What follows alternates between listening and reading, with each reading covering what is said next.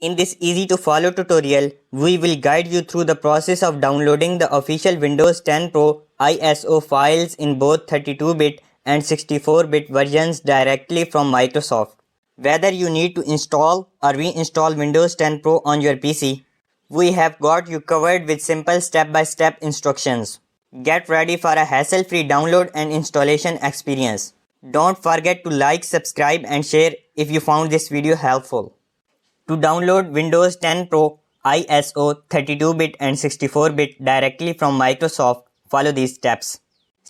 Step 1. Go to the official Microsoft download page for Windows 10. Step 2. Scroll down to the section titled Download Windows 10 Disk Image. Step 3. Under Select Edition, choose Windows 10 and click Confirm. Step 4. Next, select the desired language and click Confirm again. Step 5. Choose between the 32-bit download and 64-bit download options depending on your system requirements. Step 6. Your download will begin and the Windows 10 Pro ISO file will be saved to your computer. Please note that Microsoft often changes its website layout and download process. If the link provided above doesn't work, you may need to navigate through Microsoft official website to locate the download section for Windows 10.